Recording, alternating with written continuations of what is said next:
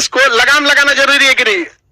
लगा देता, घोड़ा को भी लगा दिया, तो दुल्हन भी जाती है तो नाथ लगा दिया ऐसे। जब तक उसका नाथ रहता है बहुत सीधा रहती है, लेकिन लोग नथवा उतार देते हैं। आप घोड़ा अब बतिया नहीं समझेगा, सब गलती तो आपकी है, घोड़ा का लगाम हटा देंगे भागिए जाएगा।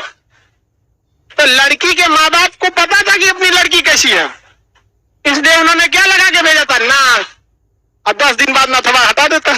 एक नियम इतना लगा दिया, शरिया का कानून लगा दिया। शरीयत के कानून मतलब जो मौलाना साहब बोल दिए हैं पुराना सुनाना, शरीयत के कानून में एक चीज देखिए, गड़बड़ में बात नहीं है। बात क्या है, शरीयत का कानून मतलब है इस्लामिक कानून, इस पर आप सवाल नहीं उठा सकते। तो भैया गीता में लिखे चीजों पे आप सवाल उठा सकते हैं? नहीं ना उठा सकते। गीता में लिखी बातें भी अकाट्य है। दिक्कत क्या होता है समझिए, हम अगर कहें कि ये गीता का कानून है, अब पिछवा से हम अपन थोप दे, तो भैया कम से कम ये तो कंफर्म कर लो कि गीता का है कि नहीं है। यही काम करते हैं तालिबान वाले, उन्हें पता है कि उंगली किसके खिलाफ नहीं उठा सकते, शरीयत के कानून, तो कहेंगे कि यह शरीयत का कानून है। अब पीछे से किसका कानून थोपेंगे? अपना। पतंग उड़ा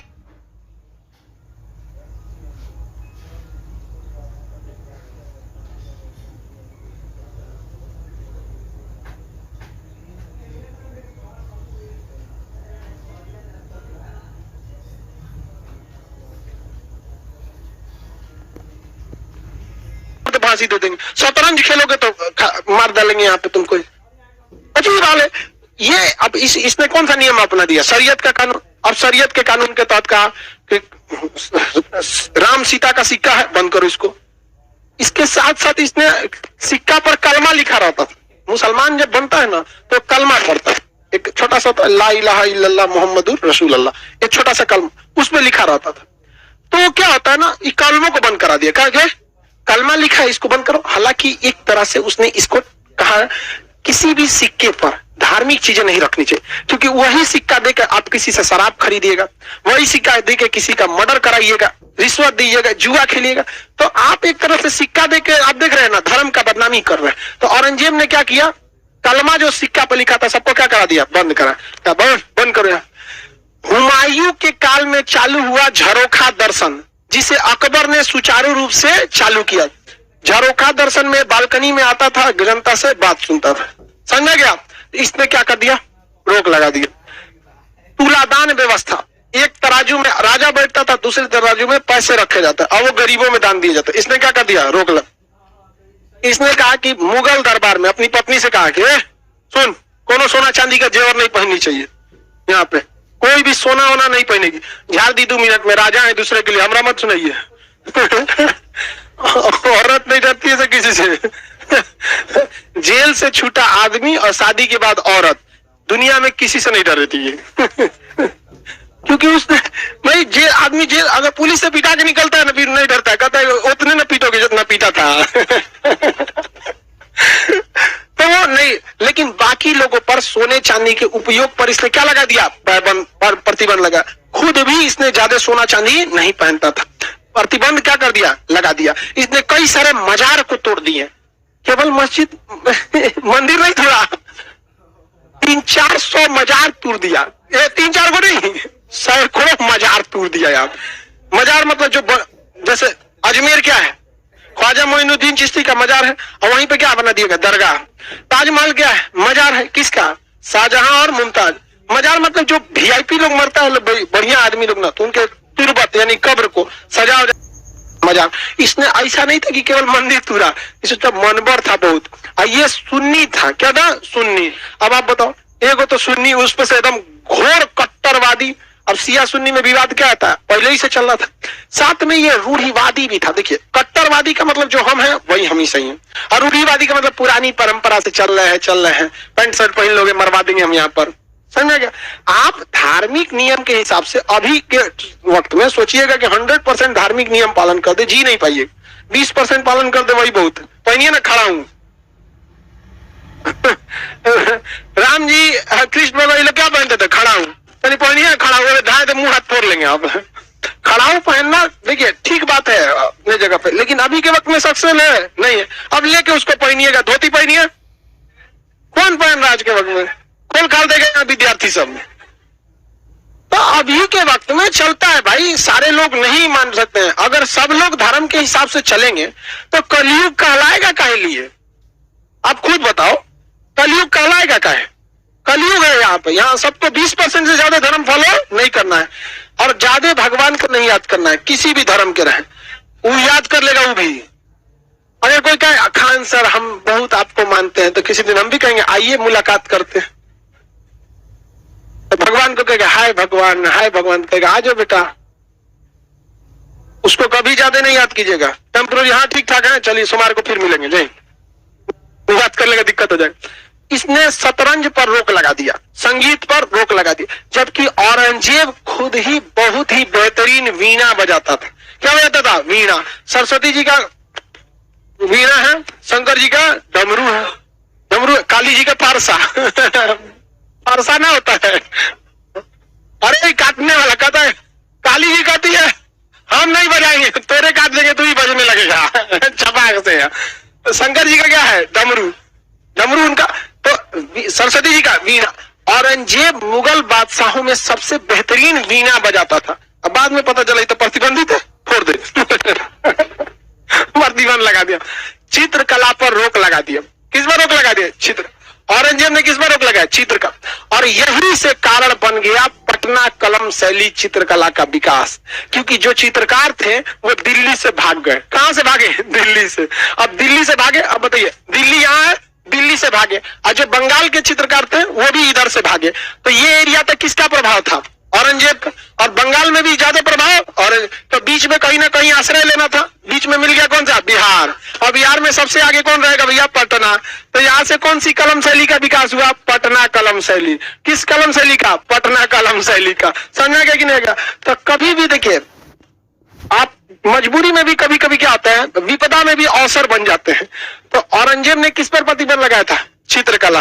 किस पर? चित्रकला। और उसी के फलस्वरूप बिहार में कौन सा सफल हो गया? पटना कलम शैली। अगर आप यूपीएससी बीपीएससी का एग्जाम देंगे, यूपीएससी का तो नहीं गारंटी कर सकते हैं, लेकिन बीपीएससी का एग्जाम देंगे कंफर्म पूछेगा वो पटना कलम शैली। चाहे मिथिला चित्रकला जो होता है, मैथिली वाला जो मिथिला पेंटिंग, दोनों में से एक को जरूर पूछेगा। तो इसने चित्रकला पे भी क्या कर दिया? प्रतिबंध लगाया। भाई बहुत नियम कानून लगाया यहाँ पर। और इसकी पत्नी का नाम क्या था भाई? दिलरास बानो है। इसकी पत्नी जब मरी तो इसने कही कि देखिए हम मरने वाले हैं, बीमार पड़े हैं। अब्बू हम लोग के जो ससुर जी थे, ससुर कौन थे इसके? शाहजहां। ससुर देखिए सासू माँ को कितना मानते थे, ताजमहल बनवाए, हमारे लिए भी बनवाइए। अजब हाल है अरे भाई सही ठीक है, आपके लिए ताजमहल बनाया जाएगा। आप अपने आप से पूछिए मुमताज हैं?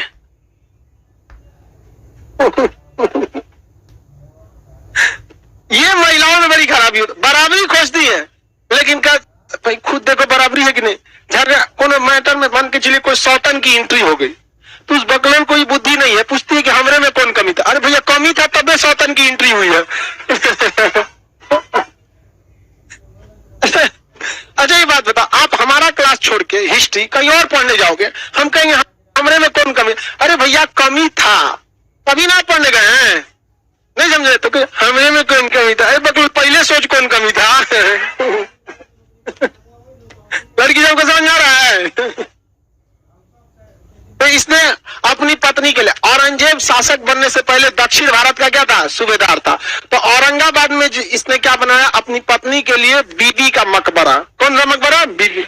ताजमहल का कॉपी करके, क्या करके?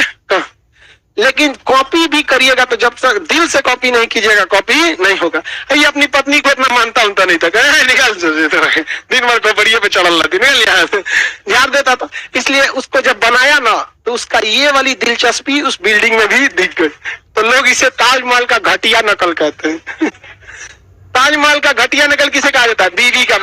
इसे द्वितीय ताजमहल भी कहा जाता है, बट इसे ताजमहल का घटिया नकल का। देहात में कहावत कहा जाता है, बिना मन के शादी अकन पट्टी ले सेनूर।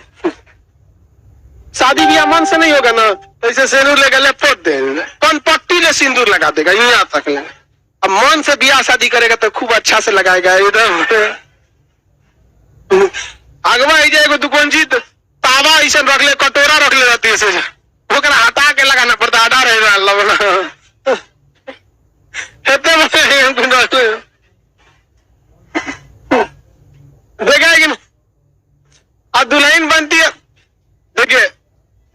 भैंस को लगाम लगाना जरूरी है कि नहीं?